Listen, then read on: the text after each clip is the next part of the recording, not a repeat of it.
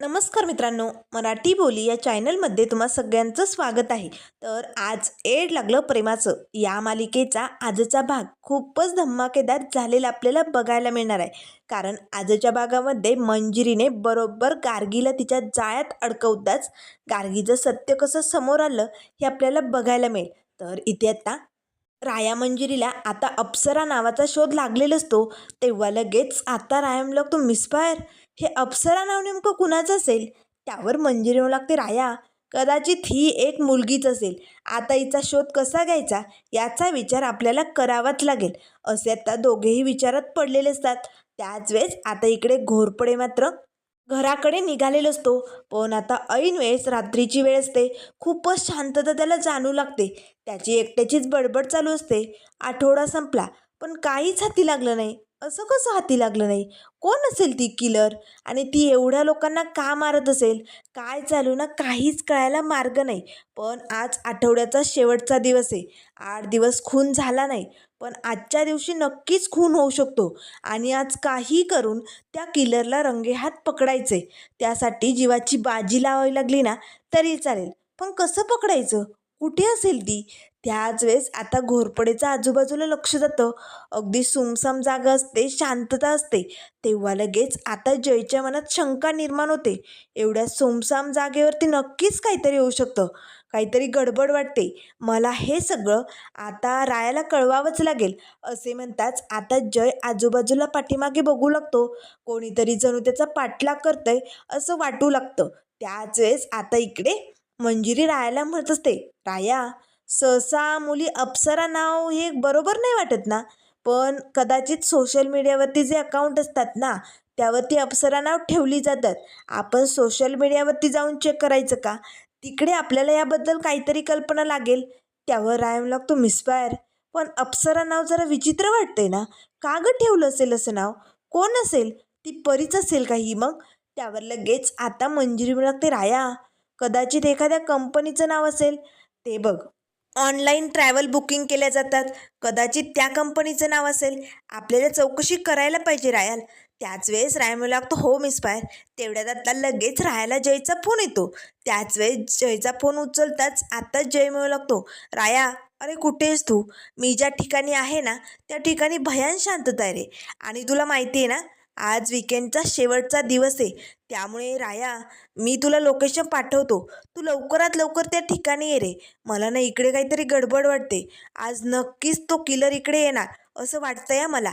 त्यावर लगेच आता राया म्हणू लागतो, जय अरे या सगळ्या भानगडीत तर मी विसरलोच. आज विकेंड आहे म्हणून मला तर लवकरात लवकर तिकडे पोचावं लागेल. तुम्हाला पटकन लवकरात लवकर तू ज्या ठिकाणी त्या जागेचा पत्ता पाठव. मी लगेच त्या लोकेशनवरती पोचतो. आता फोन बंद होताच मंजिरी म्हणू लागते, राया अरे काय चाललंय? त्यावर राया म्हणू लागतो, मिसफायर कामाच्या गडबडीत मी विसरलो. पण आज विकेंडचा शेवटचा दिवस आहे.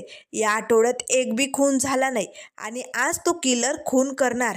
त्यामुळे जयने जे लोकेशन पाठवलंय ना त्या लोकेशनवर मला ताबडतोब निघावं लागेल. तेव्हा मंजिरी म्हणू लागते, ठीक आहे राया जा, तुला जावंच लागेल. पण स्वतःच्या जीवाची काळजी घे. त्याच वेळेस आता राया लगेच निघालेलं असतानाच गार्गी येते आणि पटकन रायाचा हात पकडते. हिरो चल ना, आपण दोघे ना मस्त कॅरम खेळू. चल ना काहीतरी खेळ खेळू. तेव्हा लगेच आता राया म्हणू लागतो, गार्गी माझं खूप महत्त्वाचं काम आहे. मला जावं लागेल, मला जाऊ दे बरं. त्याच वेळेस गार्गी लगेच आता रायाला घट्ट मिठी मारते. नाही, माझा हिरो कुठेच जाणार नाही. तो फक्त माझ्यासोबत खेळणार. मी त्याला जाऊच देणार नाही. त्याच वेळेस आता राया मनाशीच म्हणू लागतो, गार्गी इथे एक एक क्षण माझ्यासाठी खूप महत्त्वाचा आहे. तिकडे तो किलर आज नक्की खून करणार आणि मला अजून जास्त खून होऊ द्यायचे नाही आहे. मला लवकरात लवकर तिकडे पोचावंच लागेल. या गार्गीला काय करू? का हट्ट करते ही? असे असंख्य प्रश्न रायाच्या मनात उभे असतात. त्याच वेळेस मंजिरी म्हणू लागते, गार्गी हिरोला जाऊ दे बरं. मी आहे ना, आपण दोघी मस्त गेम खेळूया. चल बरं त्याला जाऊ दे. तेव्हा लगेच आता राया म्हणू लागतो, गार्गी खेळ ना, मंजिरी आंटी बरोबर खेळ, मला जाऊ दे. पण गार्गी काही ऐकायला तयार नसते. तर इकडे इन्स्पेक्टर जाधव जे असतात ना त्यांना त्या परीने किडनॅप केलेलं असतं. आता इन्स्पेक्टर जाधवला त्या सुमसाम ठिकाणी आणलं जातं. एका झाडाजवळ आता इन्स्पेक्टर जाधव खाली पडलेले असतात. समोरनं ती परी येत असते. आता मात्र त्या परीचा भयानक चेहरा इथे आपल्याला काही दाखवला जात नाही, पण इन्स्पेक्टर जाधव मात्र तो चेहरा बघून खूपच घाबरतात आणि जोरात ओरडतात, सोड सोड मला. पण त्याच वेळेस आता त्या परीने मात्र इन्स्पेक्टर जाधवांचा खून केलेला असतो. जोरजोरात त्यांच्या पोटात आता तिने चाकूने वार केलेले असतात. अंधार असल्यामुळे त्या परीचा चेहरा काही आपल्याला दिसत नाही, पण ती परी मात्र आता इन्स्पेक्टर जाधवांचा खून करत असतानाच इन्स्पेक्टर जाधवांचा आवाज मात्र घोरपडेपर्यंत पोचलेला असतो. तेव्हा घोरपडे म्हणू लागतो, हा आवाज तर जाधवांचा वाटतोय का? म्हणजे जाधव इकडेच कुठे आहेत का? जाधव, इन्स्पेक्टर जाधव असे जोरजोरात घोरपडे आता त्यांना आवाज देऊ लागतो. तोपर्यंत आता त्यांचा खून झालेला असतो. जळालेले पंख त्यांच्या अंगावरती फेकून आता ती परी तिकडनं निसटलेली असते. त्याच वेळेस आता इकडे राहायला लागतो, हे बघ गार्गी, माझं जाणं खूप गरजेचं आहे. मला महत्त्वाचं काम आहे. मी माझं काम पूर्ण करून येतो आणि मग तुझ्याबरोबर खेळतो, चालेल? त्यावर गार्गी लगेच आता रायाचा हात पकडते. नाही, माझा हिरो फक्त माझ्यासोबतच खेळणार, तो कुठेही कामाला जाणार नाही. तेव्हा लगेच आता राय म्हणू लागतो, मिसफायर, अगं सांग ना गं हिला समजावून. त्यावर मंजिरी म्हणू लागते, गार्गी, असा हट्ट करायचा नसतो. जाऊ दे बरं हिरोला, त्याचं महत्त्वाचं काम आहे तो म्हणतोय ना, मग तोपर्यंत आपण दोघी खेळूया. चल बरं इकडे ये. आता मंजिरी लगेच गार्गीचा हात पकडते आणि तिला रायापासून दूर करते. त्याच वेळेस आता राया तिकडनं निघून जातो. तेव्हा लगेच आता गार्गी रुसून बसते, मला नाही खेळायचंय तुझ्याशी. त्याच वेळेस मंजिरी म्हणू लागते, ठीक आहे, मी तुझ्यासाठी ना मस्त ऑरेंज ज्यूस बनवून आणते, बैस इकडे. त्याच वेळेस मंजिरी तिकडनं निघून जाते. तेव्हा गार्गी म्हणू लागते, मंजिरी, माझ्या विशूपासनं मला दूर करण्यासाठी तू खूप राजकारण करते. हे जे राजकारणी खेळ चालवलेत ना, ते सगळे मला कळतायत मंजिरी. पण एक गोष्ट विसरू नको मंजिरी, तू कितीही प्रयत्न केले तरी मी माझ्या विशूला माझ्यापासनं दूर होऊच देणार नाही. कारण मी तुला त्याच्यापासनं दूर करणार आहे. कारण मला गार्गी म्हणतात, गार्गी, आणि वकिलीचा अभ्यास या गार्गीने चांगलाच केलेला आहे, तुला तो माहीतसुद्धा असणार नाही आहे असे म्हणताच आता गार्गी खूप भडकलेली असते. तर इकडे आता जय घोरपडे मात्र इन्स्पेक्टर जाधवांचा ज्या ठिकाणी खून झालेला असतो ना, त्या ठिकाणी पोचलेला असतो. आता जाधव मात्र खाली पडलेले असतात, पण त्यांचे डोळे उघडेच असतात. तेव्हा लगेच आता जय त्यांच्याजवळ येतो. त्यांच्या नाकाला असा हात लावून बघतो, श्वास बंद झालेला असतो. याचा अर्थ इन्स्पेक्टर जाधव गेलेत. आता मात्र जयला खूपच राग येतो. थोडक्यात आज ती किलर हत्ती लागण्यापासून राहिली, नाहीतर ती आज पकडली गेली असते. तेवढ्यात त्या लोकेशनवरती आता राया येतो. आता मात्र जाधवांना पडलेलं बघताच राया म्हणू लागतो, घोरपडे, काय झालं हे सगळं? जाधव असे का पडलेत? तेव्हा लगेच आता जय म्हणू लागतो, कारण जाधवांची डेथ झाली, त्या किलरने त्यांचा खून केलाय. ते बघ तिकडे पंख दिसत आहेत ना. आता लगेच राया ते जळालेले जे पंख टाकलेले असतात ना, त्या आता विंग्सकडे बघू लागतो. त्याच वेळेस आता रायाला काय करावं काही सुचत नाही, कारण जे व्हायचं नव्हतं ते घडलेलं असतं. शेवटच्या विकेंडच्या आठवड्यात आता हा खून झालेला असतो. त्याच वेळेस आता राया लगेच पोलिसांना त्या खुनाबद्दल सगळी काही माहिती देतो. तर त्यानंतर दुसऱ्या दिवसाची सकाळ झालेली असते. आता मृतदेहाजवळ चौकशी चालू असते. काही पुरावा सापडतो की काय हेही बघितलं जात असतं. त्याच वेळेस आता सिनियर सरांचा रायाला फोन येतो. आता मात्र सिनियर सर भडकलेले असतात. तेव्हा ते म्हणू लागतात, विशाल भोसले, काय चालू आहे सगळं? एवढी हलगर्जी कशी? तुझं काम चालू आहे की नाही? त्यावर आता विशाल म्हणू लागतो, सर, मी सगळ्या पद्धतीने काम करतोय हो, पण त्या किलरचा तपासच लागत नाही. पण तुम्ही काळजी करू नका सर, लवकरात लवकर मी त्या किलरला पकडणार. त्यावर सिनियर सर म्हणू लागतात, विशाल भोसले कधी? अरे आत्तापर्यंत मृतदेह येत होते ते लोकांचे, पण आता इन्स्पेक्टरचाच खून झालाय. लोकांची खळबळ उडाली. अरे मला वरनं 7-8 फोन आलेत सकाळपासनं, मी काय उत्तरं देऊ त्या फोनची? हे बघ, आता जनताही भडकली आणि लोकांचा विश्वास उडाला. या अशाने पोलिसांवरती कोणी विश्वास ठेवला जाणार नाही, कारण चक्क पोलिसांचाच खून होतो इकडे. त्यामुळे विशाल भोसले, आपल्याला लवकरात लवकर ती किलर हवी आहे. त्यावर लगेच विशाल म्हणू लागतो, सर तुम्ही काळजी करू नका, मी लवकरात लवकर तिला पकडणार. त्यावर सर म्हणू लागतात, हे बघ विशाल, मी तुला संधी दिली. हे मिशन जर पार पडलं तर तुला तुझी वर्दी भेटेल. पण मला तरी वाटत नाही आहे तुला तुझी वर्दी हवी म्हणून. कारण तुझं काम जरा स्लो चाललेलं दिसतंय आणि आपल्याला काम फास्ट पाहिजे. कारण आता जर जनतेने खळबळ उडवली ना, तर मग पोलिसांचंही काही खरं नाही आणि कुणाचंच कोणी ऐकणार नाही. त्यामुळे आपल्याला लवकरात लवकर निर्णय घ्यावा लागेल. हे बघ, मी तुला 24 तासांची मुदत देतो आणि विशाल भोसले, या 24 तासात जर तू किलरला पकडून आमच्यासमोर हजर केलं नाही तर ही केस CBIकडे जाईल आणि मग तुझं स्वप्न कधीही पूर्ण होणार नाही. तुला कधीच वर्दी भेटणार नाही. तेव्हा रायम लागतो, सर काळजी करू नका, या सगळ्याची गरज पडणारच नाही. येत्या 24 तासाच्या आत मी त्या सिरियल किलरला तुमच्यासमोर हजर करणार. चालेल, जय हिंद सर, असे म्हणताच आता राया फोन बंद करतो. आता रायाचं टेन्शन वाढलेलं असतं, कारण आता फक्त 24 तासांची त्याला मुदत भेटलेली असते. आता इकडे राया, घोरपडे आणि टिपिकल डंकी सगळेजण आता चहाच्या टपरीवरती बसलेले असतात, विचार करत असतात. तेव्हा जय म्हणू लागतो, राया, अरे एवढ्या वेळ आपण त्या मृतदेहाच्या आसपास सगळीकडे चौकशी केली, काही शोधाशोध होते की काय बघितलं, पण एकही पुरावा ती किलर सोडत नाही रे. काय करायचं, कसं शोधायचं तिला ना, तेच कळत नाहीये. आपल्या हातात काहीच नाहीये. तेव्हा रायम लागतो, घोरपडे, खरंच आपल्या हातात काहीच लागत नाही रे. त्यावर आता टिपिकल म्हणू लागतो, हे बघ राया भाऊ, सगळे मार्ग करून बघितले रे, पण काहीच तपास कसा लागत नाही मला ना, कळत नाही. तेव्हा डंकी म्हणू लागतो, आणि रायभाऊ, माझे तर सगळे खबरी कामाला लावलेत, पण कुणाला ती किलर दिसत नाही, तिच्याबद्दल काही माहिती नाही. हे कसं शक्य आहे? त्याच वेळेस आता जय म्हणू लागतो, राया, तुझ्या हाती काही लागलं आहे का? नाही म्हणजे बारीक जरी पुरावा असला तरी आपण त्यापर्यंत गाठू शकतो तिला. त्यावर राया म्हणू लागतो, नाही जय, माझ्याही हाती काहीच लागलं नाही रे. आता तर 6 तासही संपलेत. आता 24 तासातले फक्त 18 तास उरलेत आणि जय, डिपिकल डंकी, आपल्याला या 18 तासात त्या किलरला पकडायचे आणि सरांसमोर हजर करायचे. पण ते कसं शक्य आहे? आता तर माझं डोकं चालणंही बंद पडले रे. या 18 तासात आपण तिला पकडू शकतो का? कोण असेल ती किलर? असे असंख्य प्रश्न आता रायासमोर उभे असतात. राया आता तडक तिकडनं घरी निघालेला असतो. आता आपल्या रूममध्ये त्याने जो बोर्ड लावलेला असतो ना, त्यावरती जेवढे खून झालेले असतात त्या सगळ्यांचे फोटो असतात. आता राया एकटक बारीक त्या फोटोंकडे बघू लागतो. आता मात्र रायाला काय करावं काही सुचत नाही. तेव्हा राया म्हणू लागतोय, पांडुरंगा, अरे काय चालू रे? मला काहीतरी बुद्धी दे रे. आता काही करून मला या किलरला पकडायचंय, कारण जगात जे चाललंय ना, ते खूप भयंकर आहे. हे सगळे होणारे खून मला थांबवायचेत. त्यासाठी मला मुदत दिली गेली रे, पण मी ती मुदत पूर्ण होईपर्यंत त्याला पकडेल की नाही हे मला सांगता येत नाही. या सगळ्यात मला तुझी मदत हवी रे. असे म्हणत आता राया मात्र पांडुरंगाकडे प्रार्थना करत असतो. त्याला खूप टेन्शन आलेलं असतं. तेवढ्यात मंजिरी येते. राया, अरे काय झालंय? काही हाती लागलंय का? तुला सरांनी ऑफिसमध्ये बोलावलं होतं, काय म्हटले सर? ते आपली मदत करणार आहेत की नाही?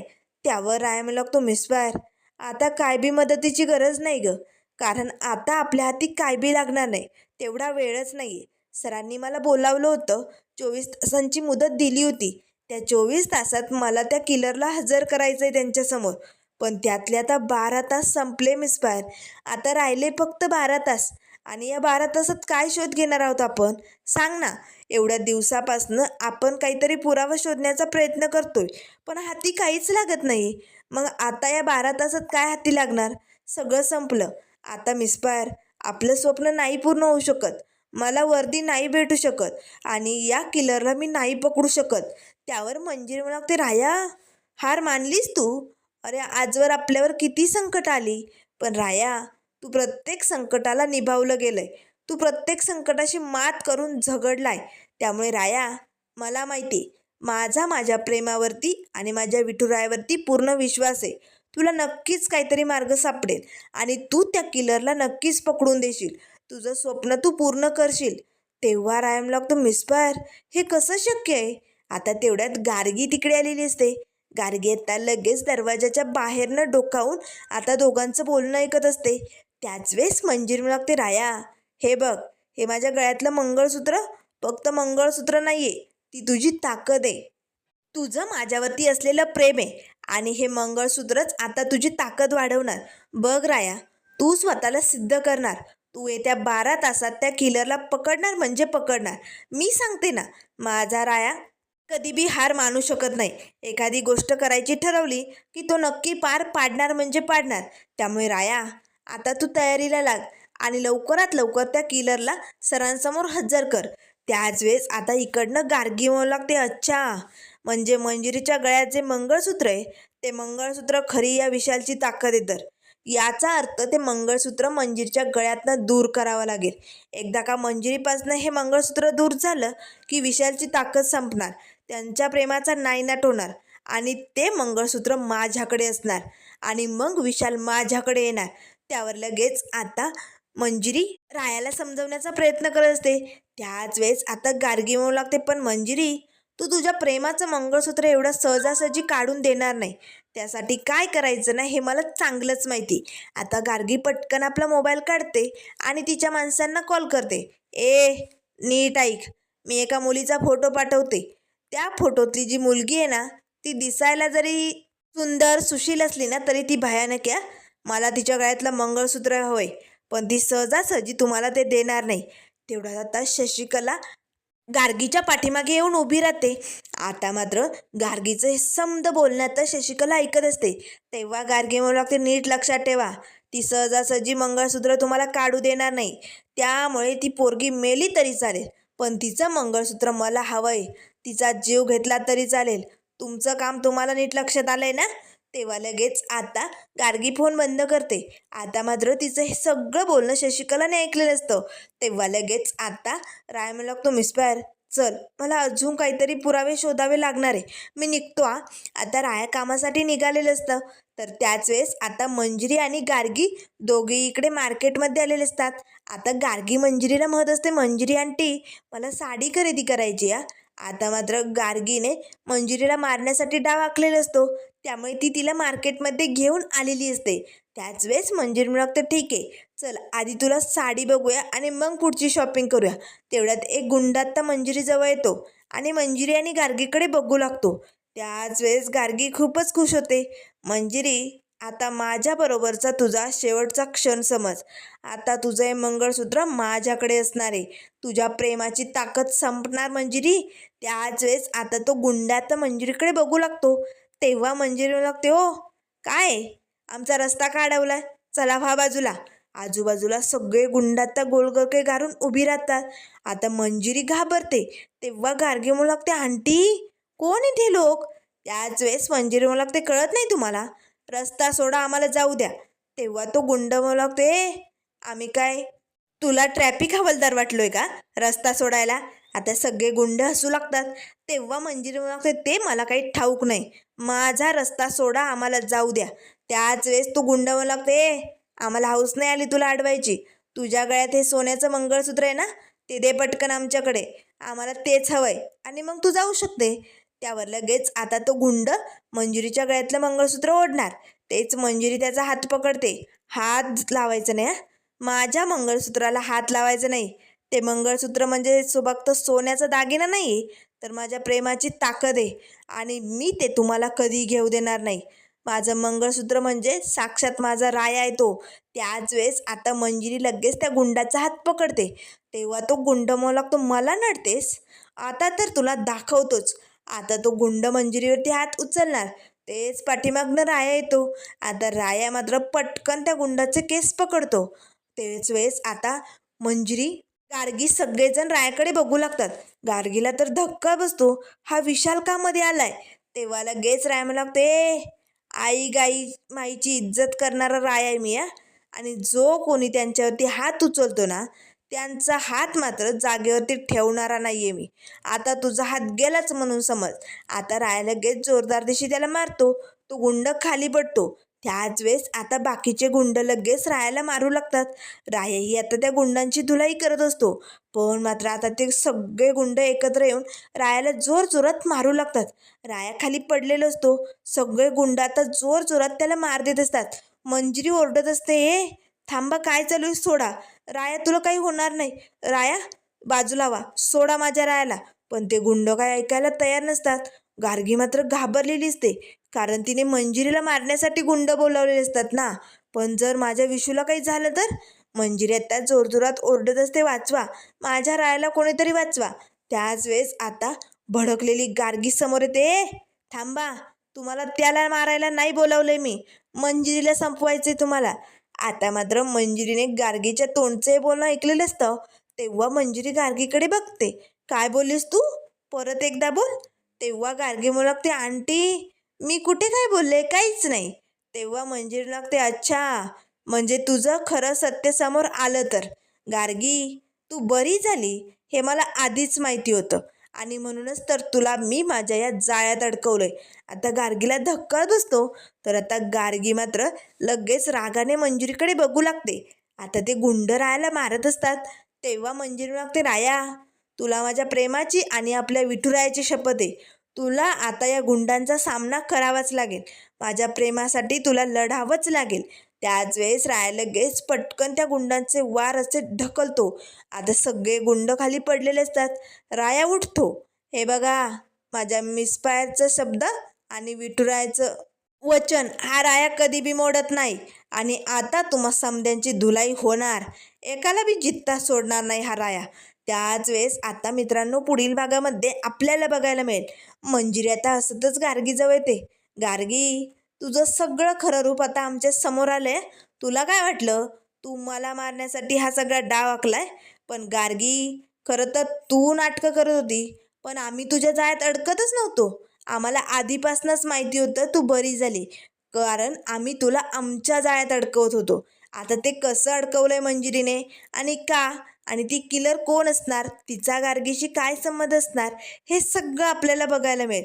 त्यामुळे मित्रांनो, अशाच मालिकेंच्या अपडेट पाहण्यासाठी चॅनलला लाईक करा, सबस्क्राईब करा. व्हिडिओ पाहिल्याबद्दल धन्यवाद.